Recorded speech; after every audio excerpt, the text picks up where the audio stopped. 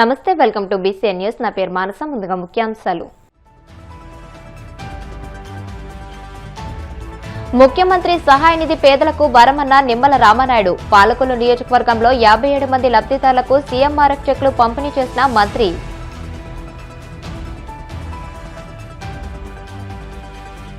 వాడపల్లి వెంకన్న ఆలయంలో ప్రత్యేక పూజలు మంగళ వాయిద్యాల నడుమ శ్రీ స్వామి అమ్మవార్లకు మేల్కొల్పు సేవ ఐశ్వర్యలక్ష్మి హోమం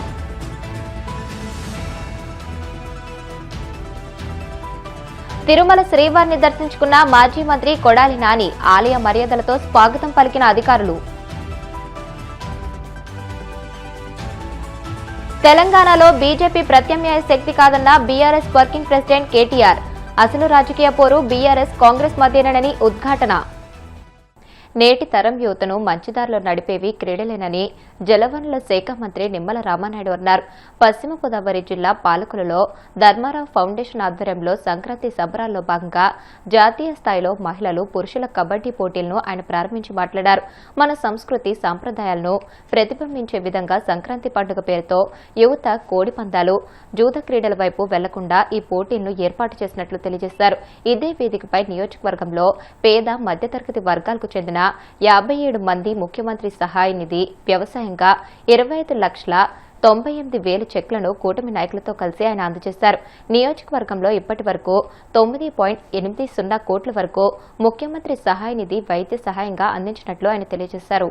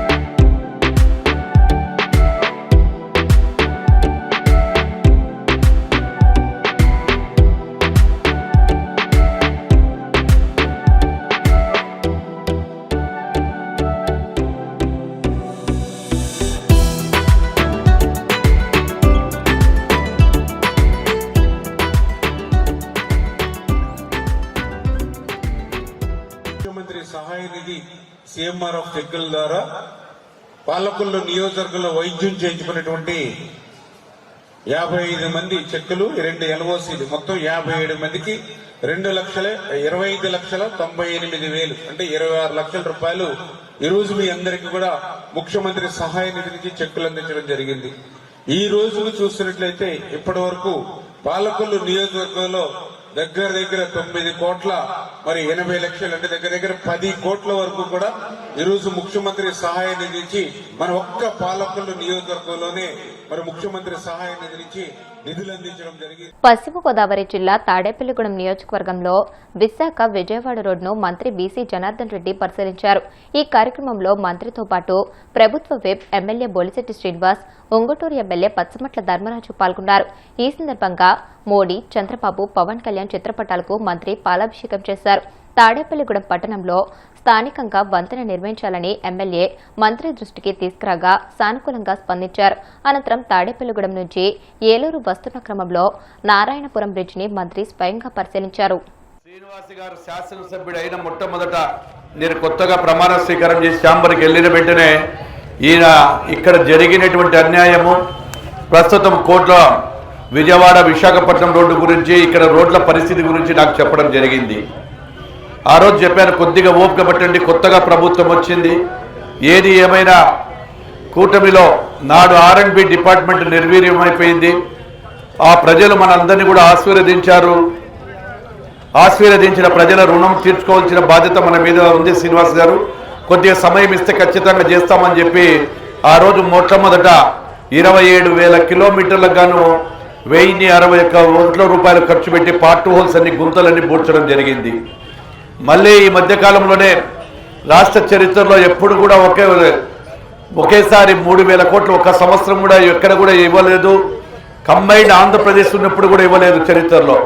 అటువంటిది గౌరవ ముఖ్యమంత్రి గారు, అదేవిధంగా పవన్ కళ్యాణ్ గారు, లోకేష్ బాబు గారు కూడా యువగలంలో ఈ ప్రాంతం అంతా కూడా తిరిగినప్పుడు ఎక్కడైతే రోడ్ల పరిస్థితి చూసినప్పుడు మనము అభివృద్ధి సంక్షేమం రెండు సమానంగా చేయాలి, వాటిని ఆ ప్రజలకు న్యాయం చేయవలసిన బాధ్యత ఉందని చెప్పి ఉద్దేశంతో ఆర్థికంగా ఎన్ని ఇబ్బందులున్నా అటు మేము చెప్పిన సూపర్ 6 ప్రోగ్రాంలు చేసుకుంటూ సంక్షేమాన్ని కంప్లీట్ చేస్తే అదేవిధంగా అభివృద్ధిని కూడా చేసుకుంటా ఉన్నామని కూడా తెలియజేస్తా ఉన్నాము. అదేవిధంగా ఈరోజు ఈ యొక్క తాడేపల్లి గూడానికి 31 కోట్ల రూపాయలు మదులు మంజూరు చేయడం జరిగింది. ఒక నాయకుడు శ్రీనివాస్ గారు ఎప్పుడు కలిసినా కానీ అభివృద్ధి గురించి తప్ప వేరే మాటే మాట్లాడాడు. ఆయనకు అభివృద్ధి మమ్మల్ని ప్రజలు గెలిపించారన్నా మాకు మీరు చెయ్యాలి అని అన్నప్పుడు గౌరవ ముఖ్యమంత్రి గారి ఆశీస్సులతో, గౌరవ లోకేష్ బాబు గారి ఆశీస్సులతో అటు పంచాయతీరాజ్ శాఖలో మన పవన్ కళ్యాణ్ ఆధ్వర్యంలో కూడా దాదాపుగా మొన్న 2,000 కోట్ల రూపాయలు నిధులు కూడా జనసేన మన పవన్ కళ్యాణ్ గారు కూడా ఇచ్చారు. 16 కోట్ల 10 లక్షల రూపాయలు విజయవాడ విశాఖపట్నం, 2.5 కోట్ల రూపాయలు నర్సాపురం అశ్వారావుపేట, 4.5 కోట్లతో పెద్ద తాడపల్లి వెంకటరామన్నగూడెము, వీటితో పాటు పార్ట్ వాల్స్ కూడా జరిగింది. ఇప్పుడే ఆ బ్రిడ్జి గురించి కూడా చెప్పారు. ఆ బ్రిడ్జికి కూడా నేను ఇప్పుడే అధికారులకు చెప్పి కొద్దిగా సమయం పడుతుంది, ఎందుకంటే దాని యొక్క డెలాబరేటెడ్ పరిస్థితి దానికి కూడా వాటిని కూడా ఎస్టిమేషన్ ఏమని చెప్పి నెక్స్ట్ బడ్జెట్లో ఖచ్చితంగా పెడతామని చెప్పి తెలియజేస్తూ ఇక్కడికి వచ్చినప్పుడు స్వాగతం పలికిన అందరికీ కూడా మరొక్కసారి హృదయపూర్వక ధన్యవాదాలు తెలియజేస్తూ తాడేపల్లిలో నివసించేటువంటి ప్రజలందరికీ, కాన్స్టిట్యూన్సీ ప్రజలందరికీ పేరు పేరున ఉదయపూర్వ నమస్కారం.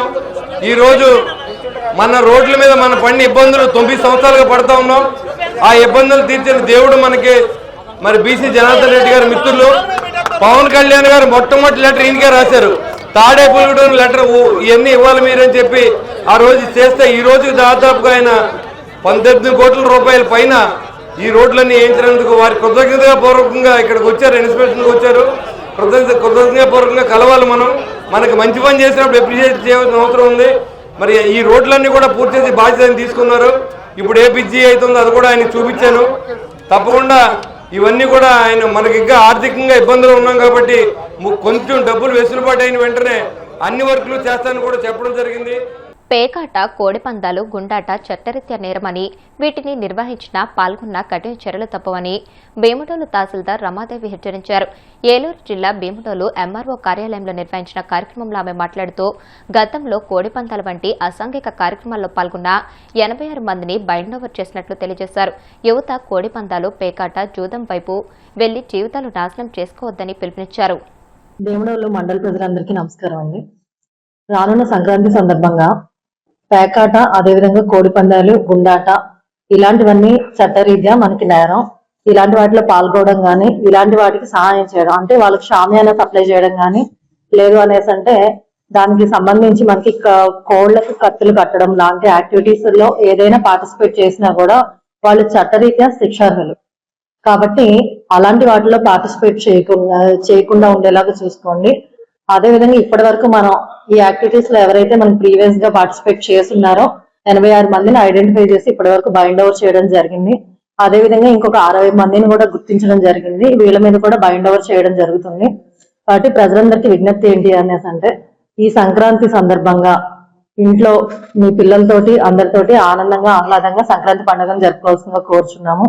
ఇలాంటి పేకాట, గుండాట, అదేవిధంగా కోడిపందాలు ఈ యాక్టివిటీస్ లో పార్టిసిపేట్ చేస్తే క్రూయల్టీ టు యానిమల్స్ యాక్ట్, అదేవిధంగా ఏపీ గేమింగ్ యాక్ట్ ప్రకారం మీరు శిక్షార్హులు.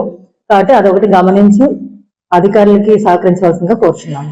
మన ఎంపీడీఓ ఆఫీస్ లో meeting, joint action committee meeting ఏర్పాటు జరిగింది. పోలీసు వారు, పంచాయతీ వారు, అదేవిధంగా animal husbandry department, revenue department ఆధ్వర్యంలో జాయింట్ యాక్షన్ కమిటీ మీటింగ్ ఏర్పాటు చేయడం జరిగింది.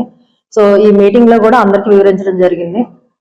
ఎక్కడైతే మనకి కోడి పందాలకు సంబంధించి బర్రెలు ఏర్పాటు చేస్తారో అది ప్రభుత్వ లేదంటే ప్రైవేటు భూములు ఏవైనా కూడాను అలాంటి వాటిల్లో మనం బర్రెలు ఏర్పాటు చేస్తే వెంటనే దానికి సంబంధించిన సమాచారం ఈ జాయింట్ యాక్షన్ కమిటీకి తెలియజేయవలసిందిగా, అదేవిధంగా ప్రైవేట్ భూముల్లో కనుక అయితే ఆ ప్రైవేట్ భూమి యజమానుల మీద యాక్షన్ తీసుకోవడం జరుగుతుందని తెలియజేయాలి.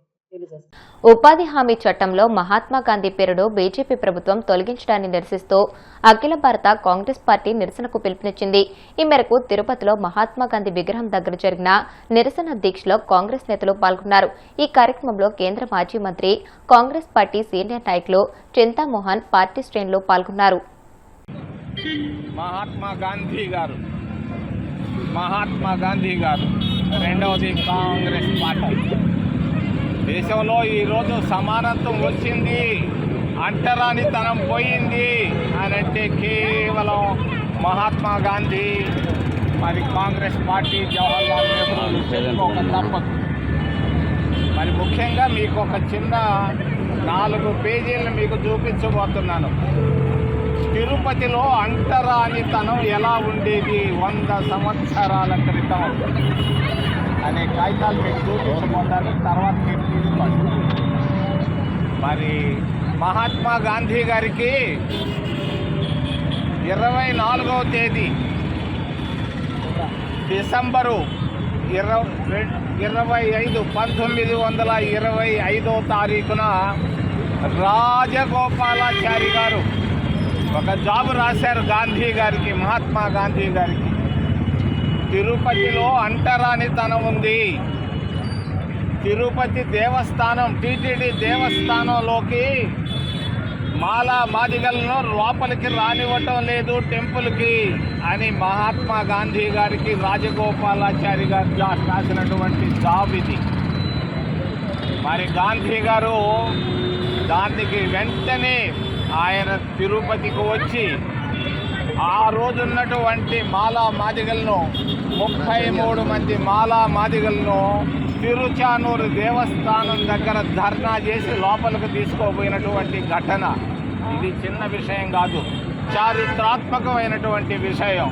టీటీడీ కానీ ఏ దేవాలయంలో కానీ ఎక్కడ కూడా మరి మాల మాదిగలను లోపలికి రానిచ్చేవాళ్ళు కాదు. అటువంటి దానికి కృషి చేసినటువంటి మహాత్మా గాంధీ గారి పేరును భారతీయ జనతా పార్టీ కూటమి ప్రభుత్వాలు తీసేయడం అనేది దుర్మార్గం, అన్యాయం, అక్రమం అని తెలియజేస్తున్నాం. ముఖ్యంగా ఉపాధి హామీ పథకం అనేది ఎవరో తెచ్చిన పథకం కాదు. ఇది రాజశేఖర్ రెడ్డి తెచ్చిన పథకం కాదు, మనసుల్లోంచి తీసేయమని చెప్తున్నాను. ఒక గొప్ప మహానుభావుడు జలంధర్లో పుట్టాడు. ఆ రోజు పెళ్లి రోజు ఆయన 18 సంవత్సరాలకి పెళ్లి చేసుకుంటుంటే పెళ్లి పీటల పైన ఆయన బ్రిటిష్ డౌన్ అంటే బ్రిటిష్ పోలీసులు వచ్చి ఆయన అరెస్ట్ చేయడం జరిగింది. పెళ్లి పీటల పైన ఆయనే కామ్రేడ్ హరికిషన్ సింగ్ సుద్ది. మరి బ్రిటిష్ డౌన్ అని అరిసిన దానికి ఆయన తీసుకెళ్లి లాహోర్ జైల్లో 6 నెలలు సూర్యరశ్మి కనపడలేదు. ఒక అండర్ గ్రౌండ్ జైల్లో లాహోర్లో పెట్టారు బ్రిటిష్ పోలీసులు ఆ రోజు. అటువంటి దేశభక్తి పరుడు, మహానుభావుడు, ఆయన ఇచ్చినటువంటి స్ఫూర్తితో సోనియా గాంధీ గారు ఉపాధి హామీ పథకాన్ని తీసుకురావడం జరిగింది. ఆ ఉపాధి హామీ పథకం సోనియా గాంధీ గారు అమలు చేసినటువంటి పథకాన్ని తిరిగి తీసుకురావాలని మేము డిమాండ్ చేస్తూ, మరి ఏదైనా ప్రశ్నలు ఉంటే అడగమని మిమ్మల్ని డిమాండ్ చేస్తూ ఇప్పుడు కాసేపు ప్రకటనలు.